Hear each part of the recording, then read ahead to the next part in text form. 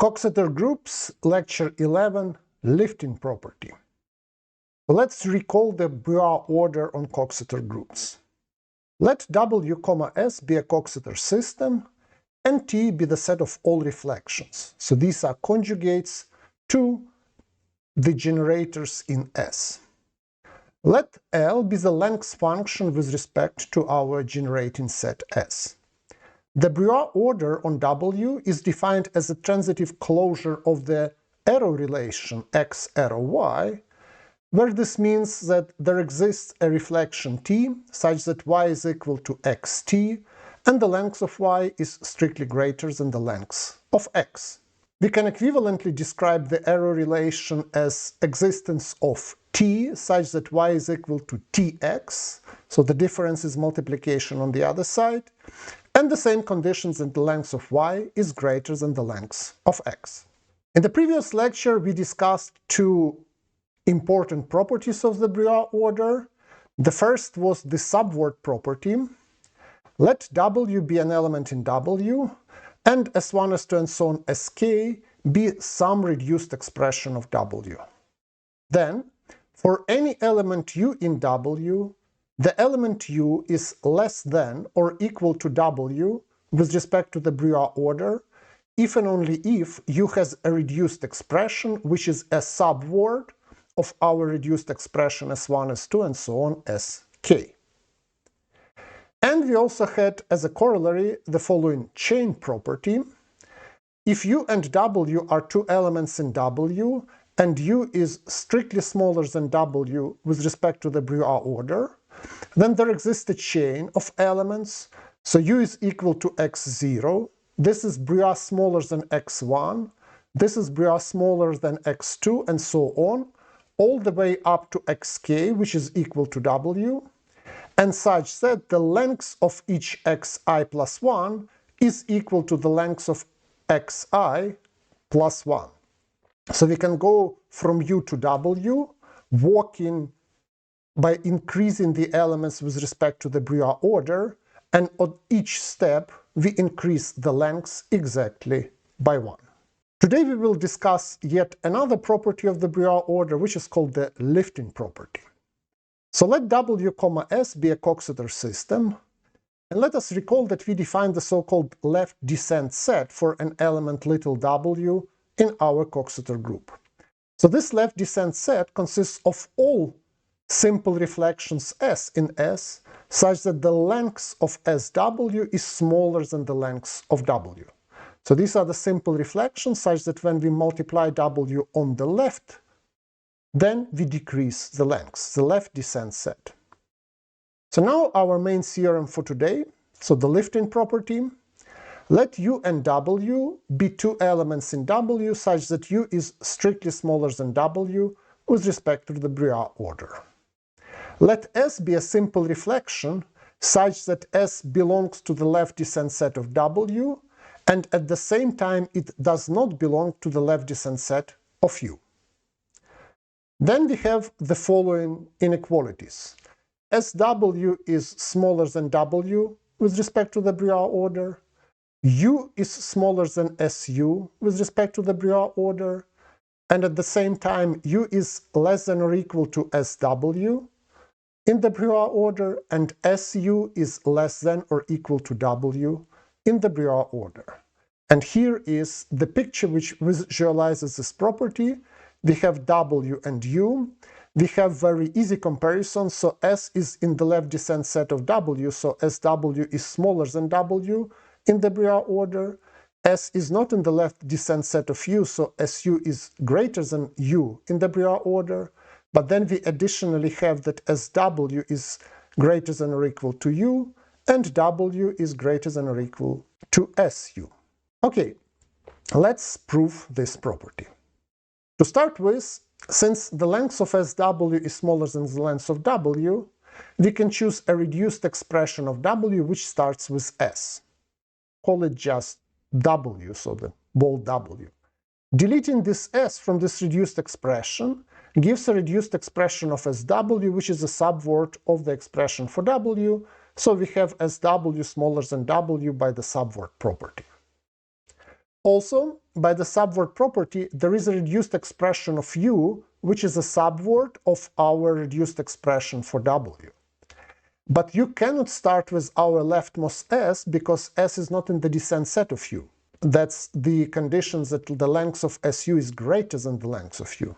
Hence, u is a subword of w with that leftmost letter s removed. So it's a subword of a reduced expression of sw, and then by the subword property we deduce that u is less than or equal to sw with respect to the Brouillard order. Next, since the length of su is greater than the length of u, we can add s to any reduced expression of u to get a reduced expression of su, and so by the subword property su is greater than u in the Brouillard order. From the previous part of the proof, we know that u is a subword of our reduced expression for w which we had, and that expression had s on the left, and we can remove s because s is not in the left descent set of u. But this means that if we add s to u on the left, we will still have a subword of w. So by the subword property, we have that su is less than or equal to w in the Brouillard order. And this completes the proof of our lifting property. Let us discuss some further properties of the Brouillard order. Denote by this strange symbol, like the Brouillard order, but also with a dot here on the right, the relation of covering with respect to the Brouillard order. So x, this Brouillard dot y, means that x is less than y in the Brouillard order, and also that the length of y is equal to the length of x plus 1. There are no Brouillard elements between x and y. That's the covering relation. Proposition. If w is in w, s in s, and t in t, and if we assume that s and t are different, then if we have the following two conditions, that sw covers w and tw covers w, then these two conditions imply that stw covers sw and stw covers tw in the Brouillard order. Proof. From the condition that tw covers w, we have that the length of tw is the length of w plus 1. And now if we multiply with s, we can change the lengths only by 1. So the length of stw is either the length of w plus 2, or it might be equal to the length of w. So let's assume that the length of stw is equal to the length of w, which means that it's strictly smaller than the length of tw.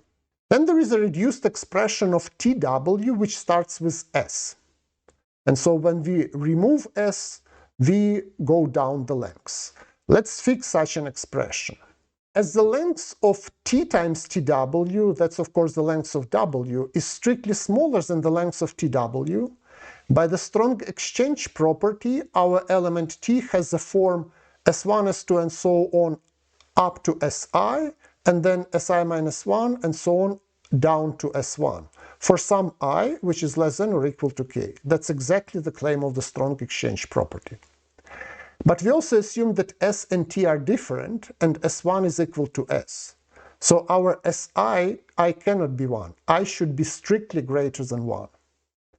But then we take our reduced expression of tw, remove si, which is not s1, and we get a reduced expression of w. And s1 is still there, and s1 is equal to s. But this contradicts our assumption that the length of sw is greater than the length of w. So this contradiction shows that our assumption that the length of stw is equal to the length of w is not possible. And this leaves us with the only possibility that the length of stw is equal to the length of w plus 2. And now take any reduced expression of w and add on the right t and then s. That's a reduced word, and sw and tw are subwords. So by the subword property, we get that sw is Brouillard smaller than stw, and tw is Brouillard smaller than stw. And since the lengths differ by 1, so the length of stw is the length of w plus 2, and this is the length of SW plus 1, and this is the length of TW plus 1. We get that STW covers SW, and STW covers TW in the Brouillard order.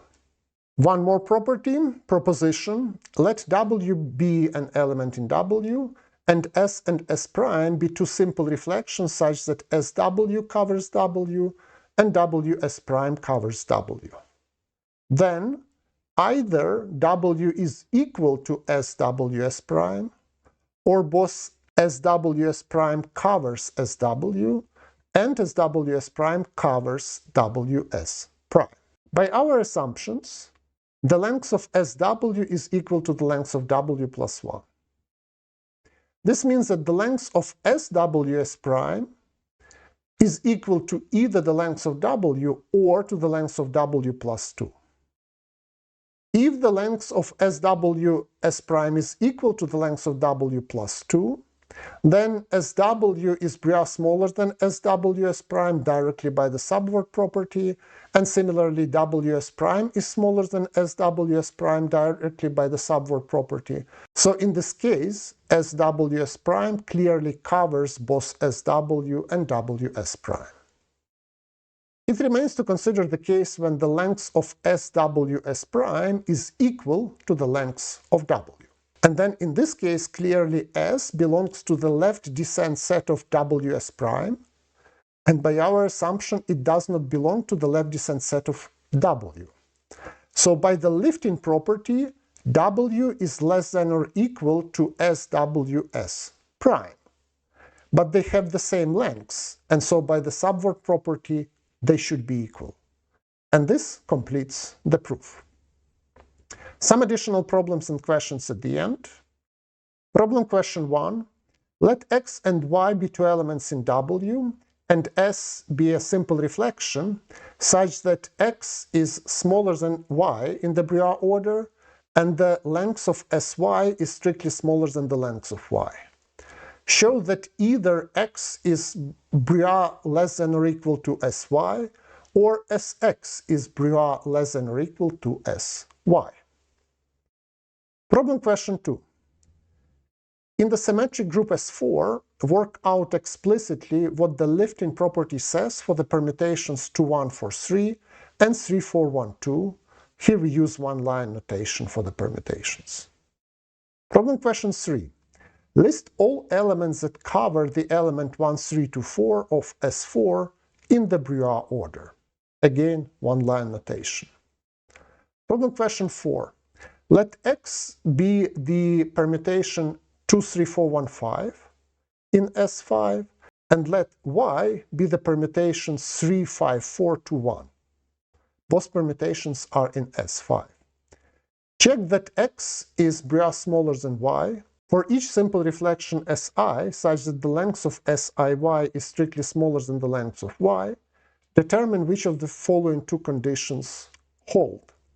The first condition is that X is Brouillard less than or equal to SIY. The same condition is here. Or the second condition that SIX is Brouillard less than or equal to SIY. So that's a condition like here.